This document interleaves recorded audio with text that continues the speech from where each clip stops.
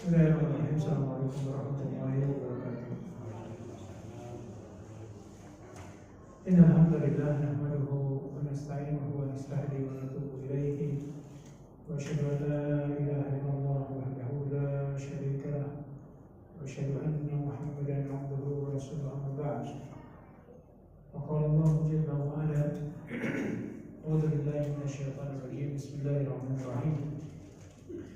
فَتَلَقَّى آدَمُ مِنْ رَبِّهِ كَلِمَاتٍ فَتَابَ عَلَيْهِ إِنَّهُ هُوَ التَّوَّابُ الرَّحِيمُ. Sadaqallahu al-azim wa sadaqa rasulillahil karim. Segala puja dan puji hanya milik Allah Azza wa Jalla. Alhamdulillah di kesempatan malam hari ini yang kalau tidak salah kita memasuki malam yang ke-9 di bulan Muharram kalau hitungan pemerintah. Kalau hitungan dari saudara kita di Muhammadiyah, malam ini sudah masuk ke malam yang ke-10.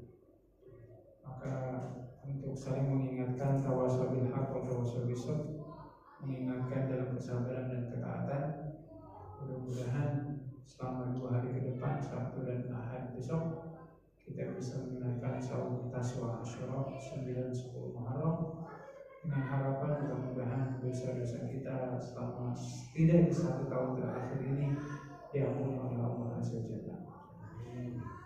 Salawat dan salam mudah-mudahan senantiasa terlimpah curahkan teruntuk suri teladan kita Habibana wa Nabiyana Muhammadin sallallahu alaihi wasallam, teruntuk para sahabat, tabi'ut tabi'in, dan wabil khusus kita semua mudah-mudahan diharapkan oleh Allah untuk mendapatkan syafaat Rasulnya di yaumil qiyamah. Allahumma amin amin ya rabbal alamin. Baik. Alhamdulillah, tema kita di kesempatan kali ini agak sedikit berbeda. Kita belum akan belajar, belum mengkaji kajian tafsir dulu, tapi kita akan secara spesifik membahas tentang keutamaan hari Asyura atau tanggal 10 Muharram. Secara umum, ikhwatahillah, ketika Rasulullah SAW mengingatkan kita dan memerintahkan untuk saum di bulan Muharram, Rasulullah SAW mengatakan in kana al-amul muqbil sumna yauma tasir. Bahwasanya ketika Rasulullah SAW dikasih tahu oleh para sahabatnya bahwa kalau saum itu hanya dilakukan tanggal 10 saja, ada kekhawatiran kalau saum kita ini menyerupai ibadahnya orang Yahudi. Maka kata Rasulullah, mulai tahun depan agar kita tidak dituduh mencontoh ibadahnya orang Yahudi, maka mulai tahun depan puasanya ditambah dengan tanggal 9. Maka maksudnya ikhwanahullah, ketika datangnya tanggal 10 Muharram, pada dasarnya kita bukan hanya sekedar diperintahkan untuk menyelesihi ibadahnya orang Yahudi, tapi kita juga harus melihat adanya kelompok atau aliran, boleh dikatakan aliran yang mengatasnamakan ajaran Islam, tetapi fatwa ulama seluruh dunia sudah menghukumi kelompok mereka ini adalah kelompok yang kafir, keluar dari Islam. Yang saya maksud adalah kelompok, kira-kira yang tahu nggak? Kelompok Syiah, yang hari ini seolah-olah mereka itu lagi dapat panggungnya. Katanya membela Palestina, katanya hanya Iran saja yang berani berperang melawan Israel. Dianggapnya ya negara-negara Sunni mah gak ada yang berani. Emang sih gak ada yang berani. Faktanya memang itu. Mau Mesir mau Yordan, mau Arab, sama baik. Cuman mungkin yang harus kita cermati ada bahaya yang jauh lebih besar dari itu semua. Ketika kita mohon maaf yang tidak mengerti tentang ajaran Syiah, malah akhirnya kita simpati kepada kelompok mereka tersebut. Dan itu perlu kita munculkan ikhwanahillah, karena hari 10 Muharram bagi orang Syiah itu pun disebut-sebut sebagai salah satu hari besar mereka yang dikenal dengan Hari Karbala. Hari Karbala. Jadi Karbala itu sebuah daerah letaknya ada di Irak. Ada sebuah kejadian besar, kalau kita berkaca ke sejarah, di tahun 61 Hijriah, waktu itu pemerintahan umat Islam boleh dikatakan sedang tidak baik-baik saja. Perpecahan itu luar biasa dirasakan. Dan saat itu keluarga besar Rasulullah yang masih hidup, ya, yang dipimpin oleh Sayyidina Husain, itu mendapatkan semacam tawaran dari orang-orang Irak. Tawaran apa? Kalau Anda mau pindah dari kota Mekah ke kampung kami, insya Allah kami akan memberikan jaminan keamanan bagi Anda. Tapi apa yang terjadi? Ketika di perjalanan, tepatnya di daerah Karbala, di sanalah kemudian muncul semacam tuduhan kalau Husain itu datang ke Irak hendak mengkonsolidasikan kekuatan, ingin menjatuhkan penguasa Muslim saat itu. Akhirnya apa yang terjadi? Saat itu Sayyidina Husain yang katanya dijanjikan akan mendapatkan perlindungan dari orang-orang Irak, nyata-nyatanya sebaliknya. Ketika penguasa Muslim saat itu, kalau di Irak waktu itu gubernurnya namanya Hajjaj bin Yusuf. Mungkin kalau kita belajar tentang Al-Quran, Hajjaj bin Yusuf itu gubernur yang hafid Quran, yang banyak mendirikan rumah-rumah Quran semasa beliau menjabat. Tetapi di tangan beliau ribuan ulama dan ratusan para sahabat mati dibantai. Makanya para ulama agak bingung, ini Hajjaj bin Yusuf gimana status nih? Hafid Quran, ya, tapi suka bunuh orang, gitu. Makanya kalau kita beli mushaf Al-Quran Madinah, biasanya antara 2 atau 3 halaman suka ada tulisan hizb. Nah, hizb itu adalah ide atau gagasan dari Hajjaj bin Yusuf bagi kita yang ingin memurojaah hafalan. Jadi sekali duduk sehizb dan seterusnya. Jadi itu Hajjaj bin Yusuf itu mungkinnya luar biasa hafalan. Termasuk banyak mencetak kader-kader Muslim yang hafid Quran. Tapi tadi di sisi yang lain dia hobi membunuh. Banyak ulama, para sahabat yang mati dibunuh di tangan dia. Salah satunya waktu itu karena kejadiannya di Irak, Hajjaj bin Yusuf memerintahkan panglima perangnya yang bernama Ubaidillah bin Ziyad untuk menangkap hidup-hidup Sayyidina Husain dan keluarga. Tapi apa yang terjadi? Ternyata instruksi yang dilakukan oleh Hajjaj itu malah disikapi secara berlebihan oleh Ubaidillah bin Ziyad. Di mana waktu itu Sayyidina Husain dengan anak istrinya dan kaum kerabatnya nggak lebih mungkin dari 60 orang, dan itu pun isinya anak-anak dan ibu-ibu. Mereka dikepung dengan pasukan yang jumlahnya ratusan, tidak seimbang. Akhirnya izin Allah Ta'ala seluruh keluarga besar Rasulullah SAW itu dibantai, dibunuh, termasuk Sayyidina Husain, kepalanya dipenggal, bahkan bahasa kasarnya dijadikan alat untuk permainan bola. Bahkan kepala beliau itu kemudian diletakkan di sebuah bejana. Dan saat itu Ubaidillah bin Ziyad merasa kagum melihat wajahnya Husain, karena Rasulullah SAW mengatakan manusia yang wajahnya paling mirip dengan aku adalah cucuku ini, namanya Husain. Tapi Ubaidillah bin Ziyad itu di satu sisi dia benci kepada Sayyidina Husain, maka wajahnya itu sambil ditusuk-tusuk pakai pedang. Tak berhenti di situ, lalu kemudian kepala Sayyidina Husain dipancung di gerbang pintu kota Irak. Dan itu terjadi di tanggal 10 Muharram tahun 61 Hijriah, yang dikenal dengan hari Karbala. Karbala tadi nama kota, cuman kalau kita membahas secara harfiah bahasa Arab, Karbala itu diambil dari 2 kata, karbun dan bala, artinya malapetaka besar. Nah, orang-orang Syiah kalau tanggal 10 10 Muharram itu nanti mereka akan melakukan yang namanya niyahah, ratapan. Dengan cara apa? Ratapannya itu memukul-mukul tubuh mereka, dari mulai mukul dada pakai tangan sampai merah, nggak berhenti sampai di situ. Mereka akan melukai tubuh mereka, entah dengan silet, dengan golok, dengan pisau. Tujuannya apa? Bahasanya ingin merasakan rasa sakit seperti yang dirasakan oleh Sayyidina Husain zaman dulu.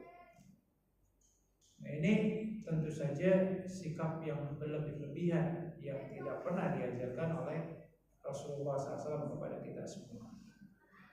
Bahkan dalam kajian akidah Ahlussunnah wal Jamaah, kita itu atau para ulama itu pernah membahas gini, mana yang paling utama kedudukannya antara dua cucu Rasulullah, apakah Hasan atau Husain? Dibahas oleh para ulama.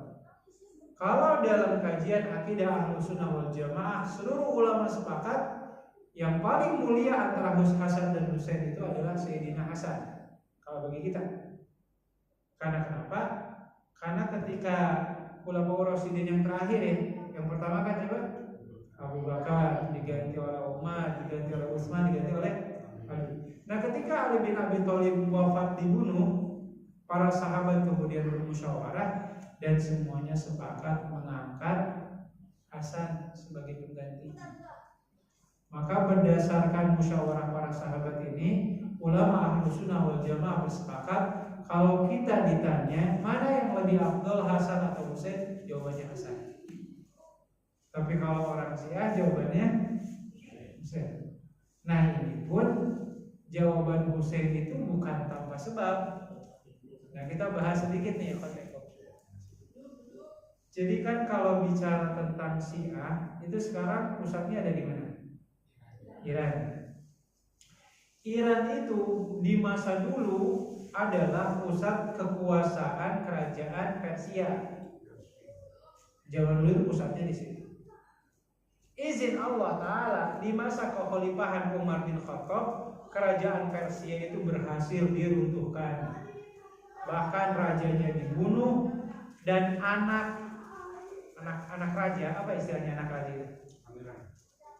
Perempuannya, permaisurinya itu kemudian ditangkap dan dijadikan tawanan. Ya bahasanya tahu kalau harta rampasan perang itu ghanimah. Ia dianggap budak saja, hamba sahaya. Dan izin Allah Ta'ala saat itu diceritakan, permaisuri kerajaan Persia yang bernama Batseba, namanya itu kemudian menjadi jatahnya Sayyidina Husain, kemudian dinikahi oleh Sayyidina Husain. Dan sebelum dinikahi dimerdekakan dan menjadi istri sahnya.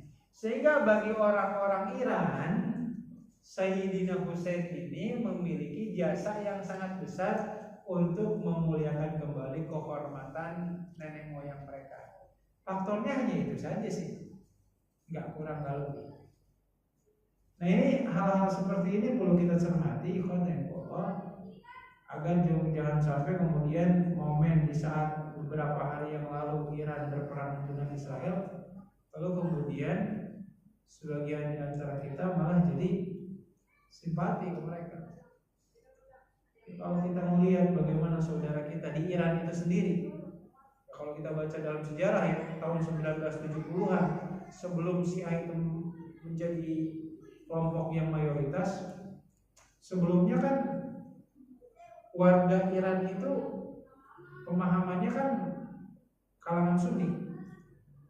Makanya banyak ulama-ulama besar yang lahir di Iran di masanya. Tapi ketika Syiah datang ke sana, merajalela, kalangan Sunninya kemudian dibawa habis. Dan di negara kita, mohon maaf ya, ini mah kita nggak berbicara ngawang-ngawang, tapi saya teringat sebelum COVID dulu, sekitar COVID tahun berapa? 2019. Ya sekitar tahun 2015-2016 ada dua masjid di Karawang pernah melakukan seminar bedah buku tentang kesesatan Syiah. Bukunya itu dicetak langsung oleh MUI Pusat, buku saku, dibahas di Masjid Aliyah. Ternyata acaranya dibubarkan oleh oknum aparat karena dianggap seminarnya intoleran. Diadakan lagi di Al-Jihad, dibubarin lagi. Maksud saya, di tahun itu mereka sudah bisa membubarkan acara. Bukan tidak mustahil kalau kelompok ini dari hari ke hari makin banyak, bukan hal yang mustahil. Itu sebagai catatan saja. Nah, mungkin kita bertanya-tanya, emang kenapa sih kok kita itu dianggap anti dengan Syiah gitu ya?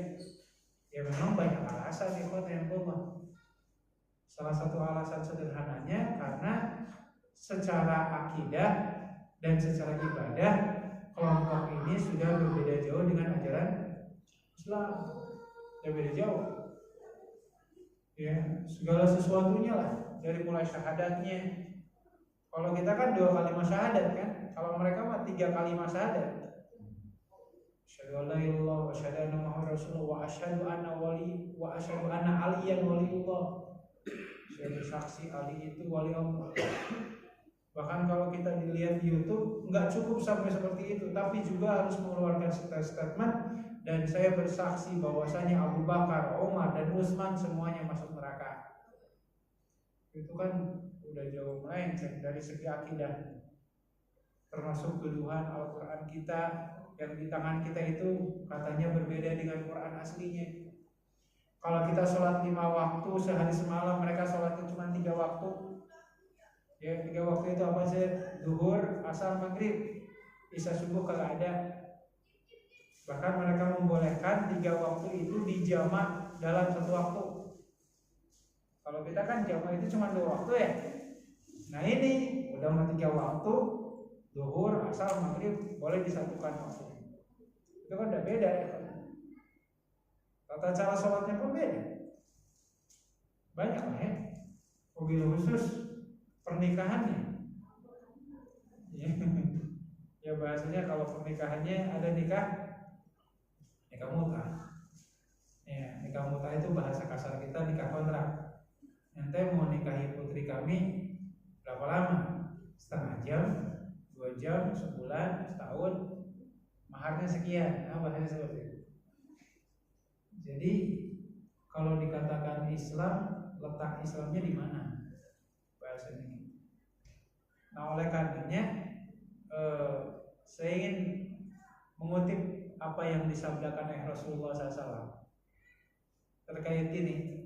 Ini dalam hadis Sahih Bukhari Muslim. Ketika terjadi sebuah peperangan, tidak disebutkan perang apa yang dimaksud. Cuman saat itu selesai peperangan, Rasulullah bersama para sahabat mengevakuasi jumlah korban kaum muslimin yang wafat, yang mati syahid. Dari sekian banyak yang ditemukan meninggal dunia, ada salah satu pasukan muslim meninggalnya dalam kondisi pedang itu tertancap persis di bagian ulu hati si orang tersebut. Sampai para sahabat semuanya bilang, oh ini orang ini mati syahid, orang baik, membela Allah, dan seterusnya. Tapi ketika banyak yang memuji-muji itu, Rasulullah mengatakan, tapi justru Allah menginformasikan ke saya kalau orang ini penghuni neraka. Sampai para sahabatnya pada kaget, ini penghuni nerakanya di mana ya Rasulullah? Kata Rasulullah, Allah menginformasikan kepada saya bahwasanya orang ini sebelum wafatnya sebenarnya dia terkena sabetan musuh dari senjata musuhnya. Karena dia nggak sabar dengan rasa sakitnya, akhirnya dia milih bunuh diri. Karena nggak sabar menahan rasa sakitnya, udah bunuh diri sekalian. Nah, ada sebuah kalimat dari hadis Sahih Bukhari Muslim ini. Rasulullah mengucapkan sebuah kalimat, Innallaha la yu'ayyidu hadad din birrajulil fajir. Kata Rasulullah, kalau Allah mau, bisa saja Allah mengembalikan kemuliaan agama ini meskipun lewat tangan para pendosa atau orang kafir sekalipun. Itu kata Rasulullah. Jadi ini ada orang, bahasa kasarnya sudah divonis masuk neraka, tapi dia matinya ada di barisan kaum muslimin. Ya bahasa kasar kita, kalau hari ini mohon maaf Iran berani nyerang Israel, ya anggap saja itu bahasa kasarnya ya, orang kafir yang ingin mengembalikan kembali kemuliaan agama Islam. Itu aja sih sebenarnya. Oh udah rumah dia mengatakan, kok Ustaz berani banget sih ngatain orang Iran kafir. Ya bukan saya yang mengatakan, ya seluruh ulama baik dari levelan MUI di Indonesia sampai ikatan ulama seluruh dunia semuanya sepakat kalau Syiah itu bukan agamanya, bukan agama Islam. Mereka punya agama sendiri. Ini sebagai catatan sederhana saja. Nah oleh karenanya, kalau di tanggal 10 Muharram esok, kalau kita hitungannya mengikuti pemerintah hari Ahad, nah kalau orang Syiah itu nanti akan mengadakan hari raya tersebut. Kalau kita kan hari rayanya dua ya, Idul Fitri, Idul Adha. Kalau orang Syiah selain Idul Fitri, Idul Adha, ada dua hari raya yang lain. Yang pertama adalah hari Karbala, selain Idul Fitri, Idul Adha. Dan yang kedua ada namanya hari raya Ghadir Qum. Nanti bisa di-searching. Hari raya Ghadir Qum itu hari di mana Sayyidina Ali dibaiat jadi khulafaur rasyidin yang keempat. Jadi bagi mereka ini adalah hari raya yang harus kita agungkan. Ya, pertanyaannya, kalau Ali bin Abi Thalib dibaiat jadi khalifah harus dijadikan hari raya, kenapa sahabat-sahabat yang lain kagak? Ada Abu Bakar, ada Umar, ada Utsman. Tapi masalahnya mereka memiliki keyakinan kalau harusnya yang jadi khalifah sesudah Rasulullah itu adalah Ali. Masalahnya seperti itu. Makanya bagi mereka Abu Bakar, Umar, dan Utsman itu dianggap ya orang-orang yang paling bertanggung jawab merebut jabatan yang harusnya diterima oleh Sayyidina Ali bin Abi Thalib. Makanya kalau tuduhan ini ada dalilnya aneh, karena kenapa? Karena sampai detik ini Rasulullah itu dikuburkan bukan cuma seorang diri saja. Di samping beliau ada dua sahabat yang dicintai oleh beliau. Siapa itu? Abu Bakar dan Umar.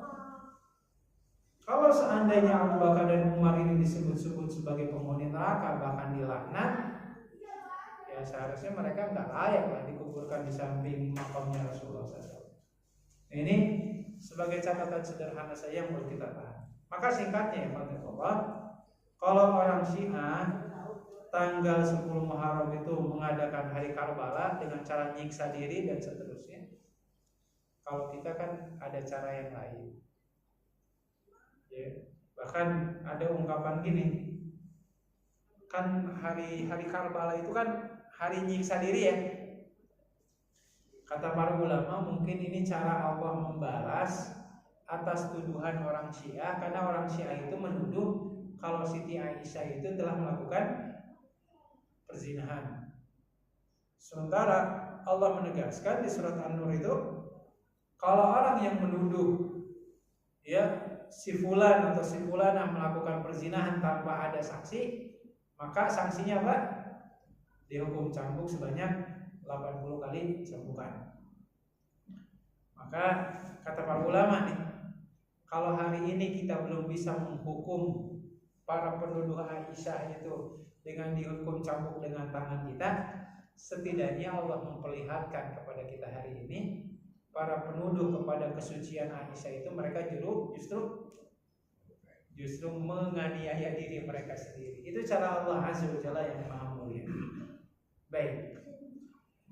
Nah, jadi singkatnya ikhwan yang Allah kembali, kalau orang Syiah tadi melakukan ya hari Karbala dengan menganiaya diri pribadi, maka kalau kita diperintahkan untuk menunaikan ibadah puasa, ibadah saum.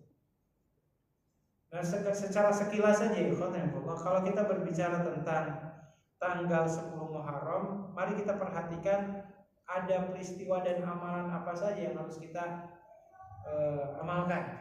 Wabil khusus katakanlah di hari Ahad esok. Yang pertama, ikhwan yang Allah, kalau berbicara tentang hari Asyura atau tanggal 10 Muharram, Ini kan berhubungan dengan peristiwa Allah menyelamatkan Nabi Musa alaihissalam, dan di saat yang sama Allah menenggelamkan Firaun dengan bala tentara. Maka sebagai bentuk rasa syukur Nabi Musa alaihissalam atas pertolongan yang Allah berikan, maka Allah Ta'ala memerintahkan Nabi Musa untuk melakukan puasa. Jadi ingat ya, bukan Nabi Musa yang berinisiatif puasa.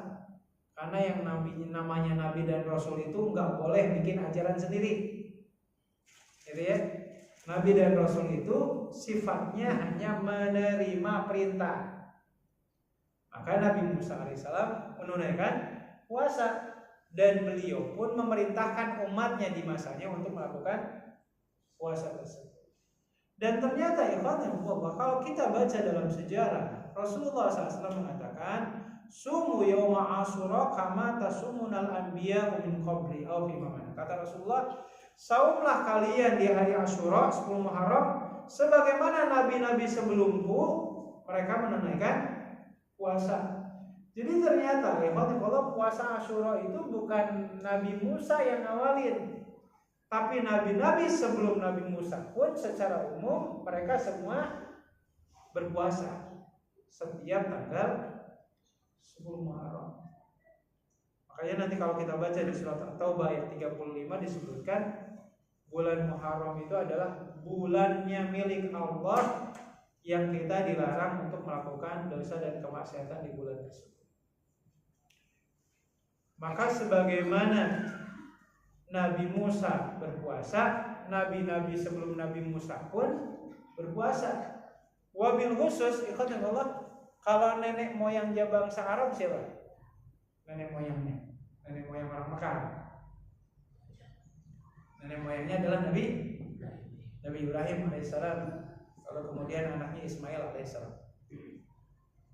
Nah, maksud saya ikhwan Allah, dalam sejarah disebutkan ketika di masa jahiliyah, waktu itu Nabi Muhammad belum diangkat jadi nabi dan seterusnya, ternyata penduduk Mekah pun membiasakan diri puasa di tanggal 10 tersebut. Karena kenapa? Warisan dari nenek moyang mereka, Nabi Ibrahim dan Ismail. Dan termasuk Rasulullah SAW pun beliau puasa, padahal beliau belum diangkat jadi nabi. Sampai akhirnya beliau biidznillah di usia 40 beliau diangkat jadi nabi, beliau pun puasa. Dan sebagian dari sahabat pun tetap puasa, karena meyakini ini adalah amalan dari nenek moyang mereka, Nabi Ibrahim dan Ismail.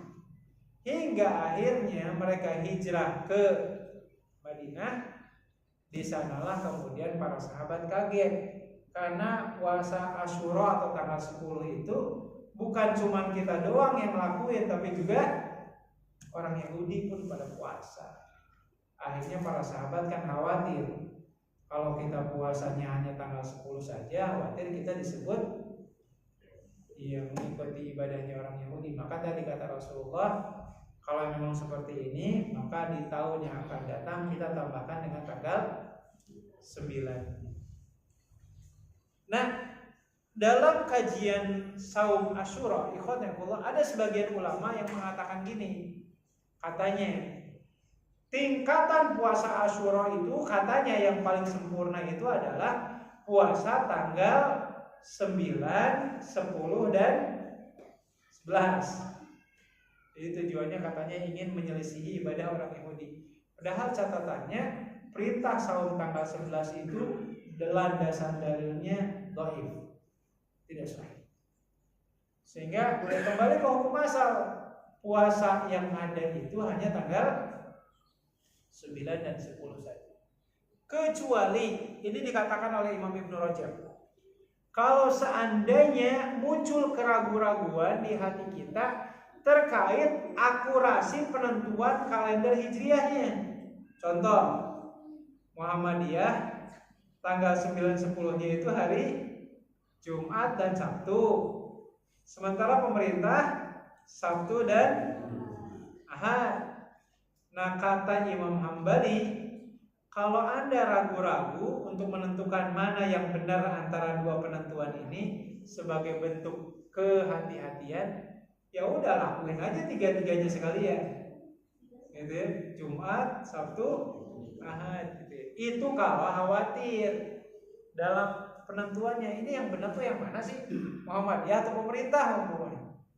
Kalau ragu-ragu, ya udah lakuin aja 3 hari berturut-turut. Tapi kalau memang kita yakin, umpamanya saya mah orang Muhammadiyah, KTA-nya juga saya mah KTA Muhammadiyah, kartu anggotanya saya mah nggak pakai KTP umpamanya, nggak pakai KTP ganti KTA gitu. Ya kalau Anda yakin dengan hitungan Muhammadiyah, ya silakan puasanya Jumat Sabtu. Kalau Anda yakin dengan pemerintah, ya silakan puasanya satu hari. Jadi nggak perlu ditambah dengan sehari, entah itu sesudahnya atau sebelum. Itu catatan yang perlu kita perhatikan. Jadi kalau ragu-ragu 3 hari, kalau nggak ragu-ragu 2 hari. Kenapa? Iya. Ya, silakan. Yang mau Jumat Sabtu atau yang mau Sabtu Ahad silakan. Nah, kadang suka muncul pertanyaan gini, Ustaz, kalau puasanya di hari Ahad, saya ada undangan pernikahan. Gimana nih? Puasa nggak? Gitu ya. Ini menjadi catatan dulu ya, ikhwanillah. Yang wajib itu adalah memenuhi undangannya. Kalau makan-makannya nggak wajib. Kan enggak ada ceritanya gitu kan. Ada orang hajatan kita nggak makan, kita sampai dimarah-marahin, diusirin sama yang hajatan.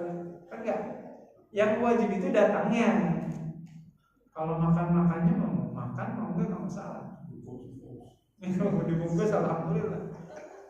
Itu.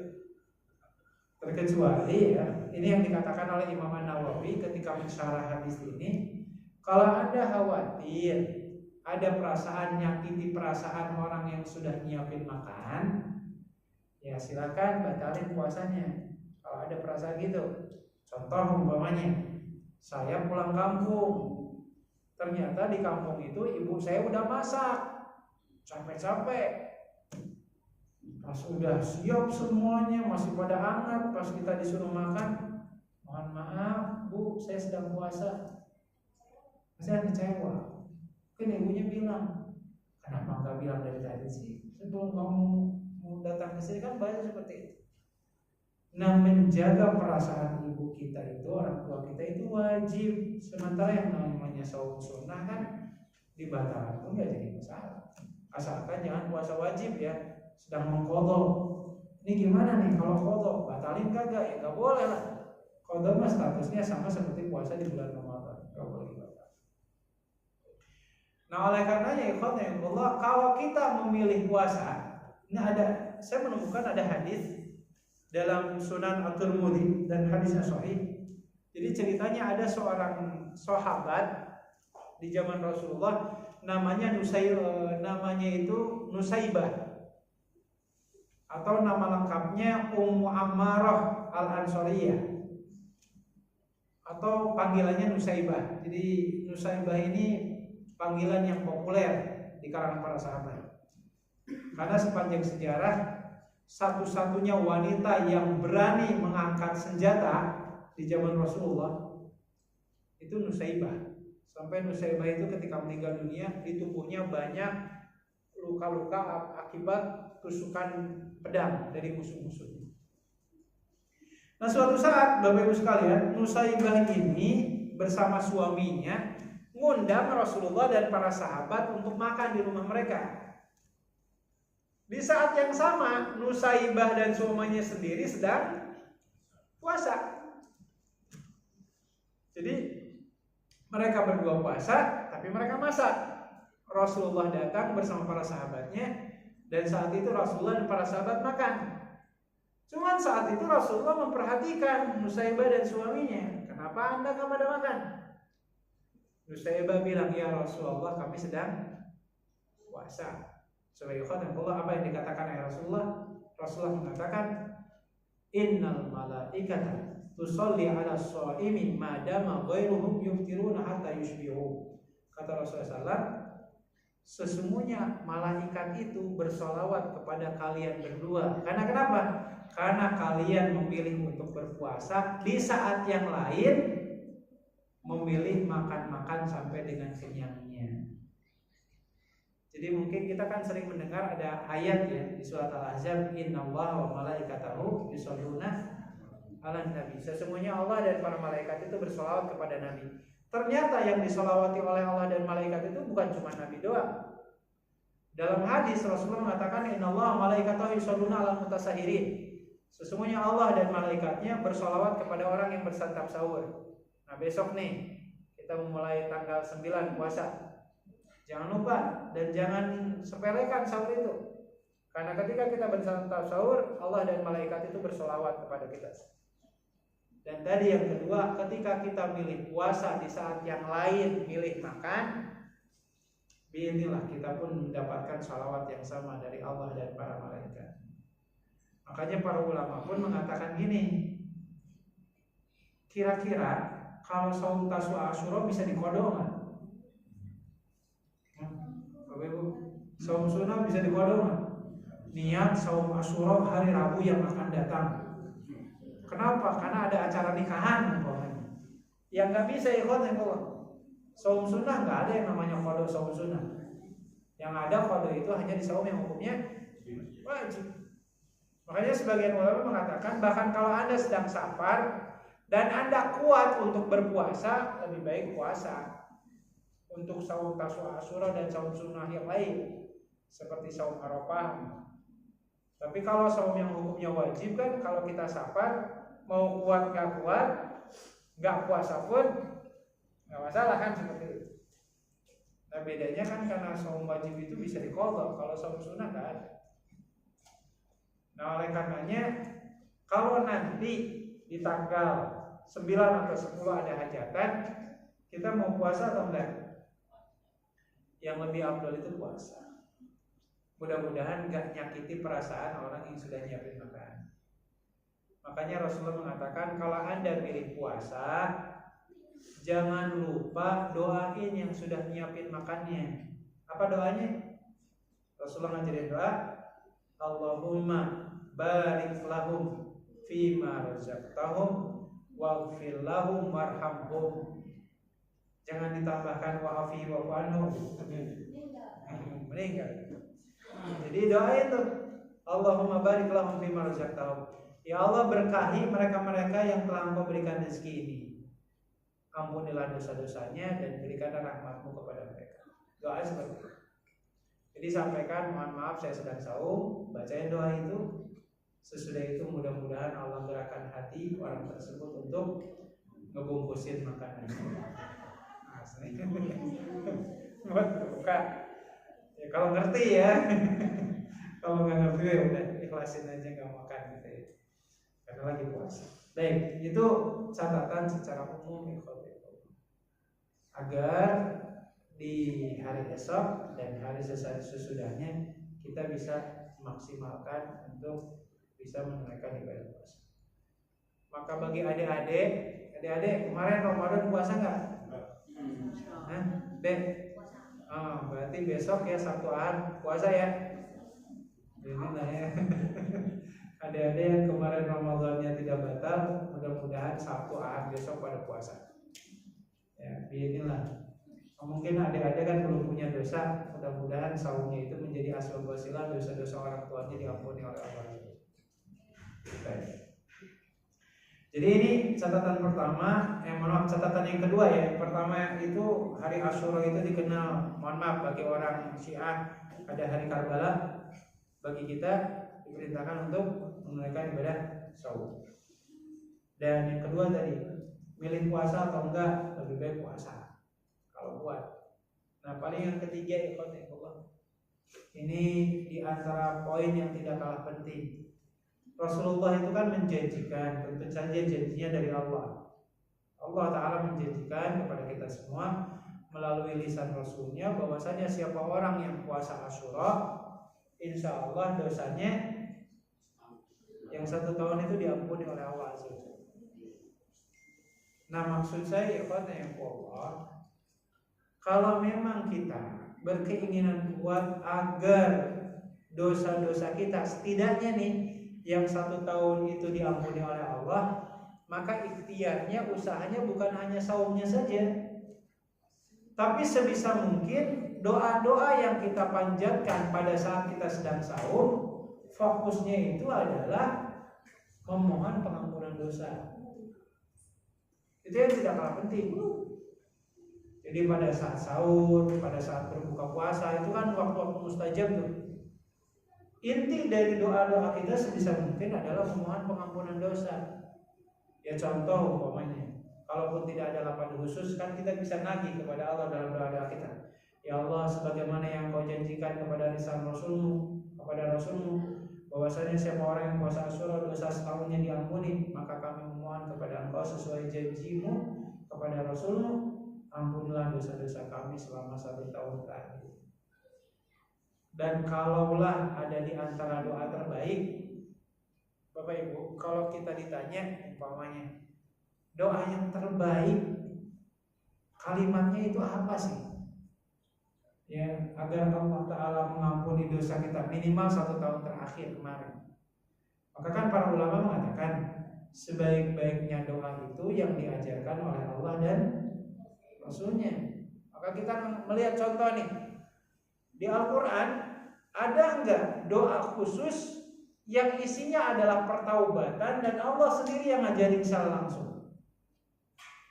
Ya salah satunya doa Nabi Adam alaihissalam. Kalau dibaca di surat Al-Baqarah ayat 37 ada kalimat A'udzubillahi minasyaitonirrajim, fatalaqqa Adamu mir rabbih kalimatin fataba alaihi.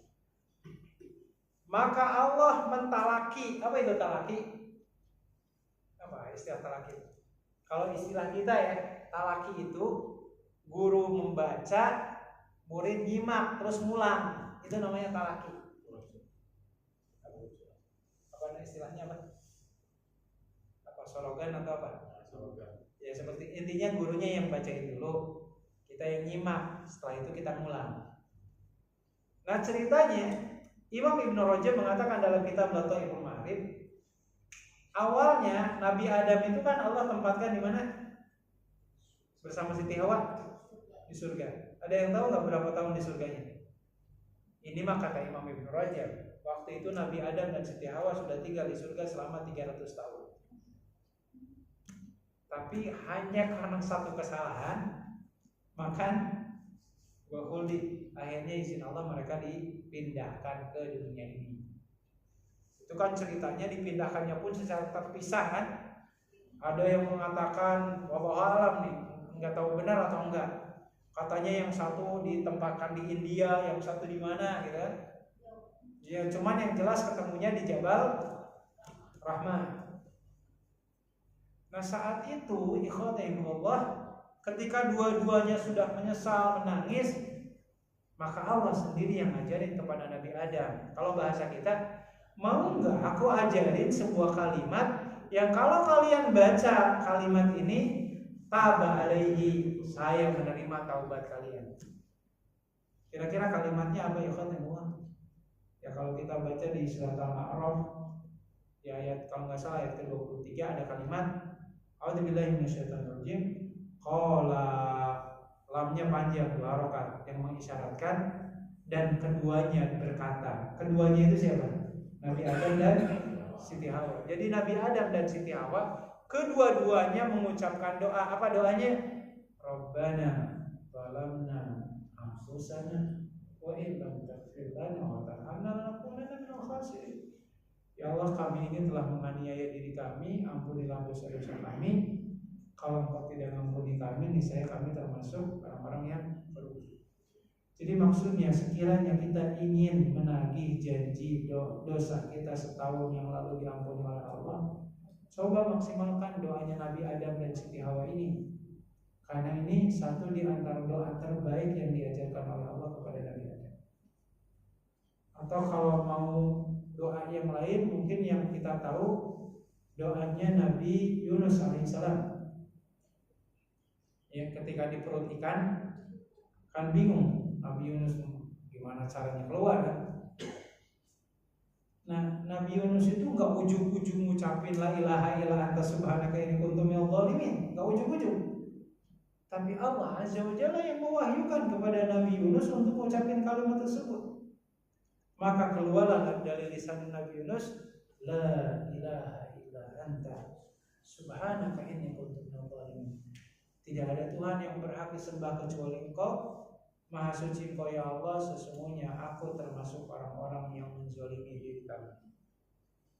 Maka silahkan ikhwan Allah, di antara doa-doa terbaik itu boleh doanya Nabi Adam dan Siti Hawa, boleh doanya Nabi Yunus, atau ya kalau kita bicaranya doa terbaik, ya doanya Rasulullah kan pastinya.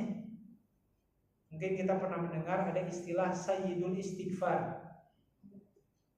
Sayyidul Istighfar itu artinya penghulunya istighfar. Jadi kalau kita ingin minta pengampunan dosa kepada Allah, pakai doa yang mujarab ini bahasanya. Meskipun panjang ya, tapi ini kan bagi sebagian orang dibaca ketika zikir pagi petang. Allahumma anta rabbi la ilaha illa anta khalaqtani wa ana abduka wa ana ala ahdika wa wa'dika mastata'tu a'udzu bika min syarri ma sana'tu abu'u laka bi ni'matika 'alayya wa abu'u bi dhanbi faghfirli fa innahu la yaghfiru dzunuba illa anta. Jadi silakan Bapak Ibu, wabil khusus di tanggal 10-nya di hari Ahad, maksimalkanlah doa-doa tersebut. Meskipun tidak ada tuntunan khususnya, tapi karena Allah menjanjikan ada pengampunan dosa selama 1 tahun terakhir, maka lafaz-lafaz yang keluar dari lisan kita itu ya sebaik-baiknya sebaik-baiknya doa adalah doa yang diajarkan oleh Allah kepada Rasulnya. Sebagaimana Nabi Adam ada doanya memohon pengampunan dosa, Nabi Yunus juga ada doanya, dan Rasulullah SAW pun mengajarkan doa yang terbaik dari Allah. Saya kira ini mungkin sebagai catatannya dan sebagai penutup amalan yang terakhir, dan mudah-mudahan ibu-ibu tidak nagih ke suaminya. Jadi ada hadis bapak-bapak, nah sebutin gak ini hadisnya nih?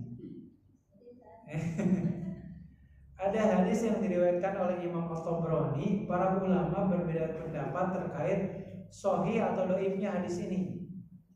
Tapi masalahnya hadis ini diamalkan oleh banyak sahabat Nabi dan para ulama tabi'in. Hadisnya ini gini kalimatnya: man wassa'a nafaqatahu ala nafsihi wa ahlihi wassa'allahu nafaqatahu sa'ira sanatihi.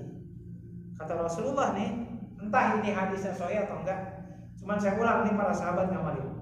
Siapa orang yang nambah uang nafkah untuk anak istrinya di tanggal 10 Muharram, maka Allah akan lancarkan rezekinya selama 1 tahun ke depan. Maka kata Jabir bin Abdullah radhiyallahu ta'ala anhu, beliau mengatakan jarabnahu fawajadnahu kadzalika. Kami ini para sahabat ngamalin hadis ini dan kami merasakan kenikmatan dan kebenaran dari hadis ini. Jadi bapak-bapak, khusus untuk hari Ahad besok, tolong ditambahkan uang nafkah untuk anak istrinya. Gitu ya. Ayo Bu, mau jajan di mana? Umpamanya ya. Gak apa-apa lah, sesekali royal ya. Ya. Kenapa? Oh, lagi puasa. Jangan pinjol lah ya. Ya, siapa tahu ada istrinya ngajak ke toko emas. Mas, bagus nih gelangnya umpamanya. Kitanya diam aja. Pas ditanya kenapa diam, ya diam itu emas. Tapi secara umum Bapak Ibu sekalian, khusus para bapak, karena hadis ini tadi diamalkan oleh beberapa para sahabat, bahkan ada ulama tabi'in yang lain namanya Sufyan bin Uyainah, beliau mengatakan kami mengamalkan hadis ini selama 60 tahun lamanya dan Allah Ta'ala memudahkan rezeki kami. Jadi nanti silakan ya, istrinya ditambahkan uang jajannya, anak-anaknya ditambahkan. Bahkan kan di masyarakat kita ada istilah lebaran anak yatim. Meskipun itu tradisi, sebenarnya tradisi masyarakat. Ngasih jajan untuk anak yatim. Ya jangan dulu anak yatimnya, anak-anak kita dulu deh. Anak-anak kita gitu ya, mobil khusus istrinya bahagiakan dengan uang yang kita miliki. Masih ada waktu kan? Sehari lagi ya, silahkan direncanakan mau dibawa kemana anak istrinya untuk ditraktir, tapi pastinya mungkin traktirnya bukan makan-makan ya, karena kalau makan-makan orang lagi pada puasa berarti dalam bentuk yang lain ya, monggo lah itu ya, silahkan dibicarakan baik-baik ya, sesudah pulang dari pengajian ini. Juga nanti mungkin dikomplain kenapa Ustaz nyampe di sini, akhirnya istri saya nagih ke saya. Ya itu mah bukan saya yang ngajarin. Tadi kata para ulama ada hadis yang menganjurkan menambahkan nafkah di tanggal 10 Muharram. Jadi bahasanya hablum minallahnya dapat, gitu ya. Puasa yang 2 hari dosanya diampuni, hablum minannasnya pun dapat, membahagiakan anak istri yang ada di rumah. Wallahu a'lam bishawab. Itu saja mungkin Bapak Ibu untuk materi kita hari ini.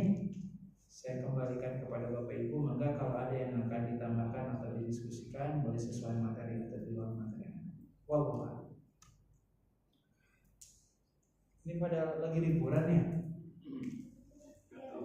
Lembur.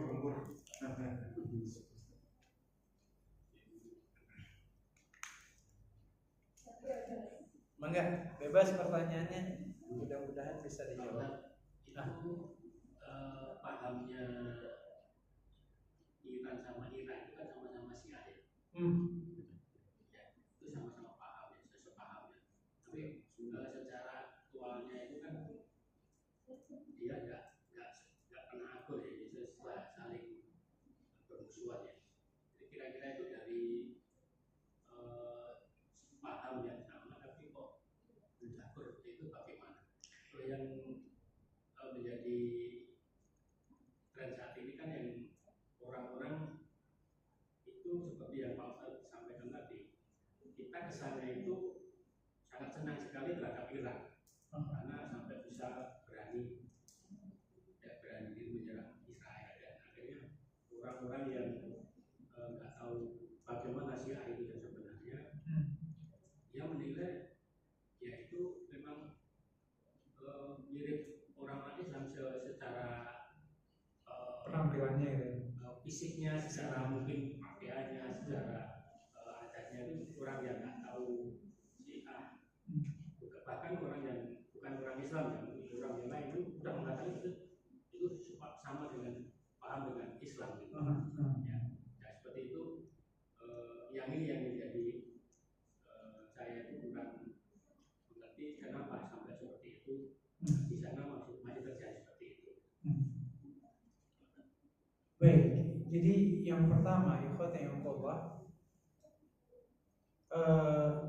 terkait saya ketika Irak dan Iran ya bahasa gitu ya, kok kayaknya mereka nggak akur gitu kan. Ya sebenarnya ikhwatiyanillah nggak akurnya itu ketika Iran dipimpin oleh Saddam Hussein, dan Saddam Hussein itu Sunni. Iya, hingga akhirnya kan pemerintahan beliau terguling, dan hari ini yang menjadi penguasa Syiah. Iya, makanya Irak dan Iran secara umum hari ini mah aman-aman aja, bestie lah bahasa anak muda sekarang, sahabat dekat, mau Irak atau Iran, atau termasuk kalau di Yaman itu ada namanya Syiah Houthi atau Houthi ya gitu yang kita kenal hari ini, itu masih satu frekuensi. Makanya kemudian kenapa kita bahasanya ya nggak simpati dengan Iran. Ini sebagai catatan saja. Kalau kita searching di Google, kalau seandainya Iran itu negara Muslim, kita searching aja di Google, negara Muslim yang tempat peribadatan Yahudi paling banyak di dunia itu di mana? Jawabannya di Iran, sinagog. Di Jadi katakanlah kalau muslim, negara muslim yang banyak sinagognya resmi diakui negara itu di Iran. Apalagi kan kata Rasulullah, di akhir zaman itu Dajjal akan muncul di Iran. Bahkan sampai disebutin namanya oleh Rasulullah di Isfahan. Isfahan itu yang kemarin reaktor nuklirnya dibom sama Amerika. Salah satunya di Isfahan. Dan Rasulullah mengatakan Dajjal akan keluar dari Isfahan dengan membawa 70.000 pasukan. Dan Dajjal kan pasukannya Yahudi secara umum. Bahasa kasarnya kan itu. Jadi itu catatan yang perlu kita cermati. Nah, kalau berbicara tentang orang Syiah itu, kalau secara penampilan ya, bahkan boleh dikatakan lebih yuna daripada kita gitu. Dalam arti para wanitanya pakai cadar gitu kan. Bahkan mungkin laki-lakinya jenggotnya panjang-panjang, jidatnya hitam-hitam gitu kan. Ya kayak ahli tahajud ngomong. Secara penampilan fisiknya ya. Tapi kalau kita mencermati lebih detail lagi akan banyak perbedaan-perbedaannya. Ya, contoh sederhananya ya. Kalau tadi dalam sholat, kalau kita 5 waktu, ya 3 waktu. Terus di gerakan-gerakan sholat pun nanti ada perbedaannya. Salah satunya umpamanya kalau tahiyat akhir, kalau kita makan ditutup dengan assalamualaikum kan. Kalau mereka mas sebelum salam itu tangannya dikepuk-kepuk gini. Bisa kayak gitu. Ya, ada amalan-amalan seperti itu. Nah, kalau bahasanya terus kalau kita kan syarat sah sholat itu salah satunya kan wudhu. Kalau mereka kan bukan kan. Salah satu syarat sah sholat itu harus bawa batu atau tanah dari Karbala, dari kuburannya Ali. Cuman kan sekarang agak sulit kita menemukan yang mana batu, yang mana bukan batu dari Karbala, karena sekarang batu dari Karbala pun dimodifikasi, ada yang bentuk tasbih. Jadi kadang disimpan di depan gitu, sehingga kita menyangka itu kan tasbih biasa. Ternyata bagi mereka itu bukan tasbih sembarang tasbih. Ini tanah atau batu dari Karbala. Ada yang dalam bentuk cincin kayak gitu. Apalagi kan mereka punya ajaran namanya taqiyah. Mungkin kita pernah dengar ya. Ya taqiyah itu intinya munafik lah. Munafik itu dalam arti kalau mereka minoritas, mereka enggak menunjukkan wujud asli. Kalau mayoritas baru menunjukkan wujud aslinya bahwasanya kami beda dengan kalian. Itu contoh. Kalau mungkin ketika haji kemarin mungkin ketemu nggak sama orang-orang? Ketemu. Kebetulan saya tak ada 2 orang. Waktu sholat kok nggak sholat? Itu tidak ada orang. Orang Iran. Orang ya gitu kan. Ya ada gitu. Ya itu juga ada yang naik haji juga ya kan. Iya. Kebetulan pas kemarin ketemu juga mas. Iya. Jadi memang kalau sepintas sih hampir sulit untuk dikenal. Dalam arti ya dia muslim sejati. Tapi ketika kita sudah mulai dekat, ya, pasti akan ditemukan perbedaan-perbedaan. Atau contoh yang lain kan kalau kita sholat Jumat wajib, kalau mereka kan nggak wajib. Mereka itu mengatakan kapan sholat Jumat itu wajib nanti kalau yang diistilahkan Imam Mahdi sudah keluar, baru sholat Jumatnya wajib. Jadi sekarang belum wajib. Itu contoh lah di antara bentuk penyimpangan-penyimpangan yang membedakan antara kita dengan Allah. Bukan Islam. Ya dari mulai ada namanya Robitoh Alam Islami, atau kalau kita kenal hari ini dengan OKI, Organisasi Konferensi Islam, itu diadakan tuh muktamar sedunia dan semuanya sepakat Syiah bukan Islam. Demikian juga dari MUI, dari zaman Pak Harto, ya, bahkan sudah keluar fatwa Syiah bukan Islam. Cuman kan di kita nggak ada KTP tulisannya Syiah kan? KTP tulisannya Islam. Wallah.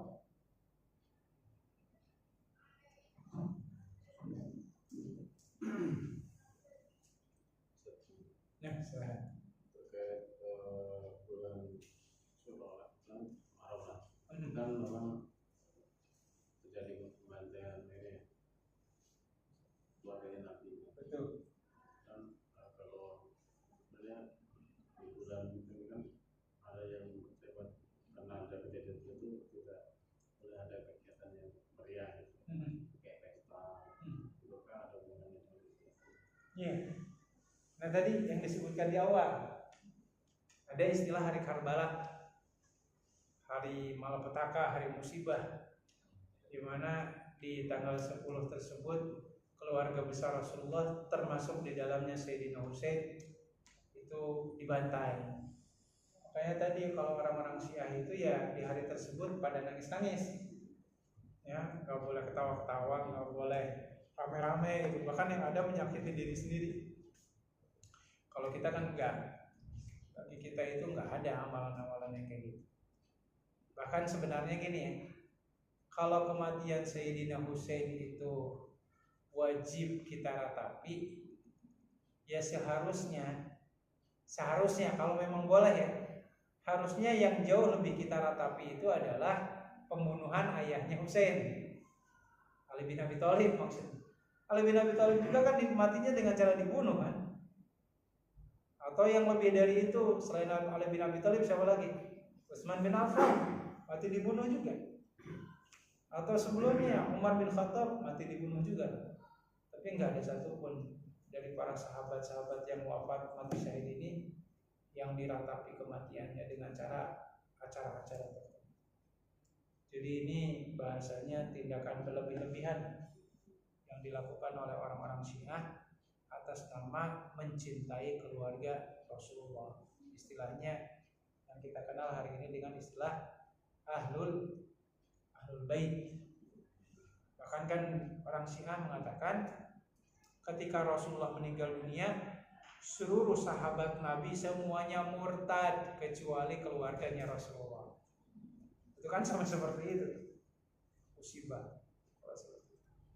Abu Bakar murtad, Umar murtad, Utsman murtad, semuanya masuk neraka, dilaknat, dikutuk dan seterusnya. Seperti itu. Dan sebagai catatan ya ikhwan yang Allah, para ahli sejarah mengatakan munculnya Syiah itu tidak lepas dari campur tangan Yahudi yang bernama Abdullah bin Sabah. Dialah yang paling bertanggung jawab memunculkan kelompok atau ajaran Syiah. Jadi intinya dari Yahudi lagi seperti itu. Sebenarnya ya Syiah dengan Yahudi itu ya 11-12 aja. Wallahu a'lam. Sama-sama. Iya. Wallahu a'lam. Cukup? Baik, ikhwatillah. Mudah-mudahan apa yang tersampaikan menjadi ilmu yang memberikan kemanfaatan bagi kita semua. Dan mudah-mudahan di 2 hari ke depan kita semua dikuatkan oleh Allah Ta'ala untuk bisa menunaikan ibadah saum Tasu'a Asyura. Dan apa yang Allah janjikan pengampunan dosa setidaknya 1 tahun terakhir ini Allah karuniakan untuk kita semua. Allahumma amin ya rabbal alamin. Kita tutup dengan membaca doa kafaratul majlis. Subhanakallahumma wa bihamdika asyhadu an la ilaha illa anta astaghfiruka wa atubu ilaik. Assalamualaikum warahmatullahi wabarakatuh.